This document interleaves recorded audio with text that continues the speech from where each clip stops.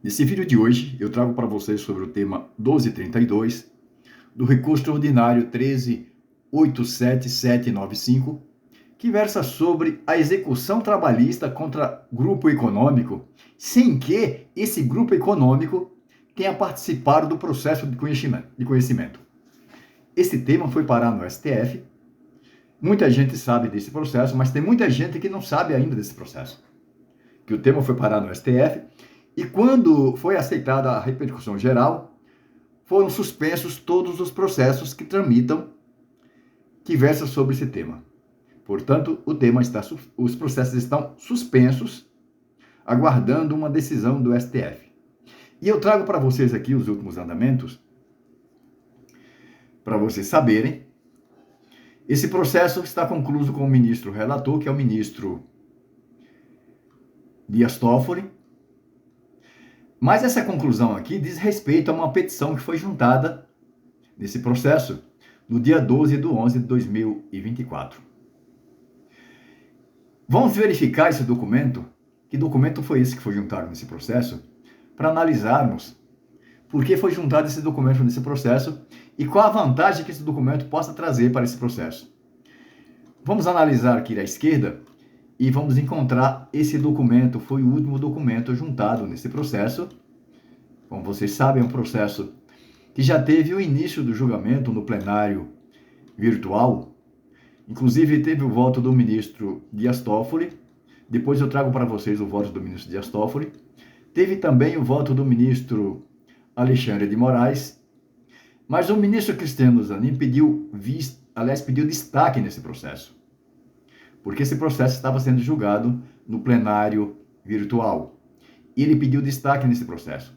Quando se pede destaque nesse processo, o processo é convertido para o plenário físico.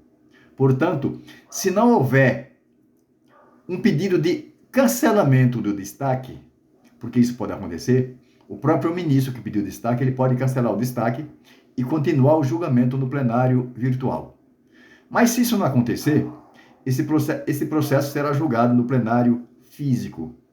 E aí os amigos da Corte que entraram nesse processo, pediram para ingressar nesse processo como amigo da Corte, podem apresentar sustentação oral no STF, como também as partes podem e devem apresentar suas sustentações orais. Vamos verificar essa última petição que foi juntada, o que diz essa petição. Aqui está abrindo a petição, vamos verificar juntos quem juntou essa petição nesse processo e por quê. Essa petição foi juntada pela Maia Indústria, Comércio e Importação Limitada, ME, já qualificaram nos autos da reclamação constitucional, por seu advogado, vê respeitosamente a presença de Vossa Excelência fazer juntada aos autos do comprovante de pagamento das custas judiciais em anexos. Por quê? Ela não havia pago as custas processuais. Agora pagou as custas processuais, provavelmente esse tema deve voltar para julgamento. Mas vamos analisar aqui só o final dos votos dos ministros, porque, como vocês podem ver aqui, teve o início do julgamento virtual e depois teve o pedido de destaque do ministro Zanin, que está aqui. Primeiro teve o voto do ministro Dias Toffoli, que é o relator, que conhecia do recurso extraordinário e a ele dava provimento, propondo ainda a fixação da seguinte tese, da repercussão geral.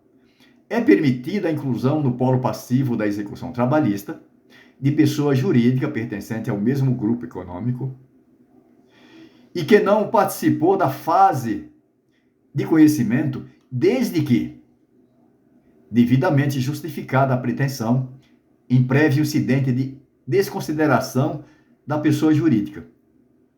É uma ação de desconsideração da pessoa jurídica após o julgamento, após sair a sentença, às vezes até os cálculos dos valores, quando se entra com a execução e não encontra o bem daquela empresa que está sendo executada. Hoje nós entramos com a desconsideração da pessoa jurídica. Porque depois da reforma trabalhista, ficou muito difícil. É necessário que entre contra todo o grupo econômico.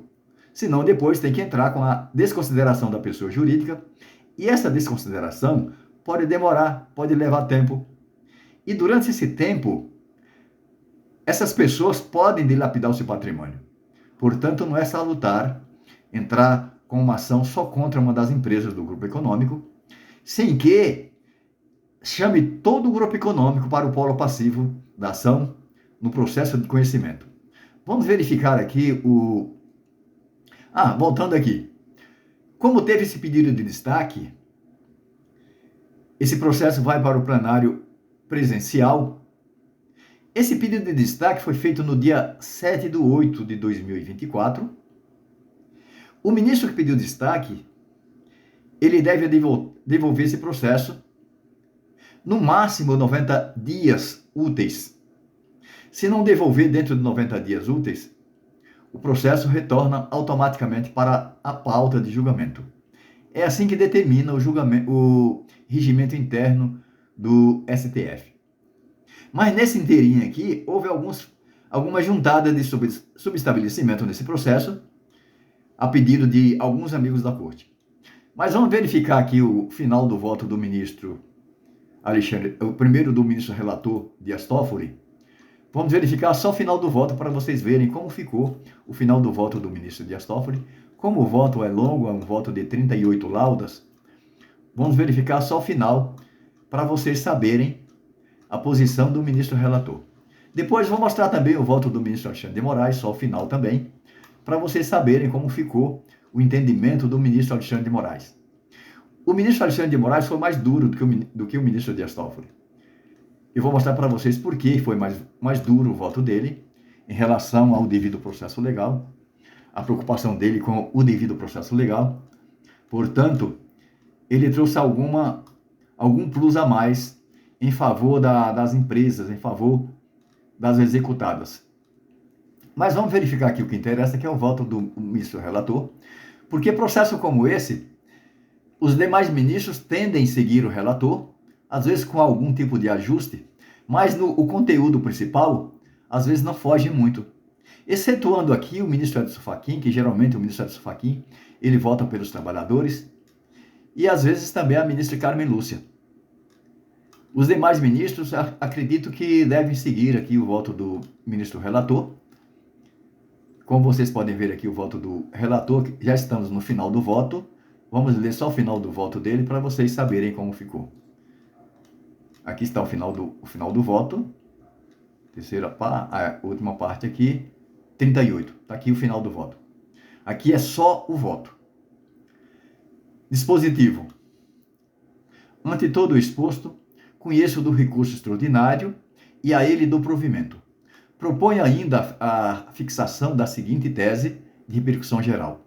É permitida a inclusão no polo passivo da execução trabalhista de pessoa jurídica pertencente ao mesmo grupo econômico e que não participou da fase de conhecimento, ou seja, daquele processo de conhecimento, desde que devidamente justificada a pretensão em prévio incidente de desconsideração da pessoa jurídica, nos termos do artigo 133 e 137 do Código de Processo Civil, com as modificações do artigo 855-A da CLT, devendo ser atendidos os requisitos do artigo 50 do Código Civil, ou seja, abuso de personalidade jurídica, aplica-se tal procedimento mesmo aos redirecionamentos operados antes da reforma trabalhista. É como voto. E aqui tem o voto do ministro Alexandre de Moraes, que eu vou trazer para vocês também aqui. O voto dele é mais curto, tem apenas 11 laudas, mas vamos ver só o final do voto também, para não perdermos tempos com coisas que não adiantam para vocês, porque o que interessa aqui é o final do voto, quando ele diz, determino pelo todo exposto, assim, voto, e ficou da seguinte forma. Aqui, deixa eu ver aqui, pera.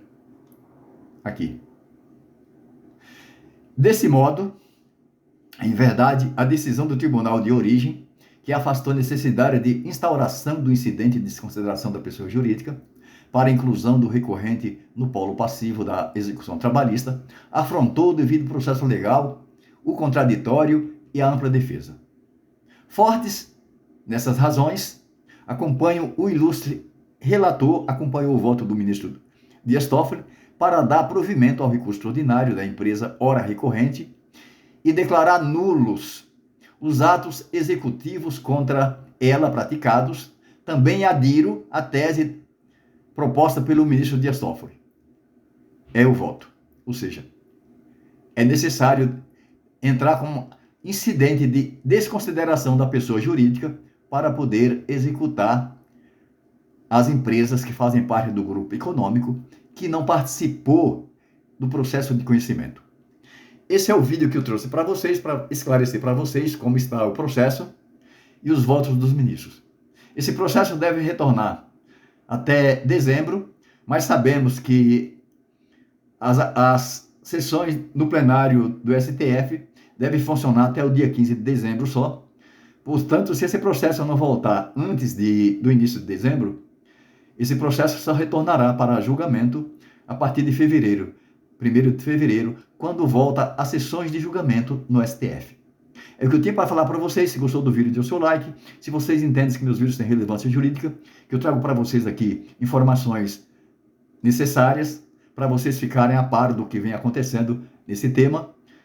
Não se esqueça de se inscrever no meu canal. Ative também o sininho para vocês receberem outras notificações e fiquem todos com Deus.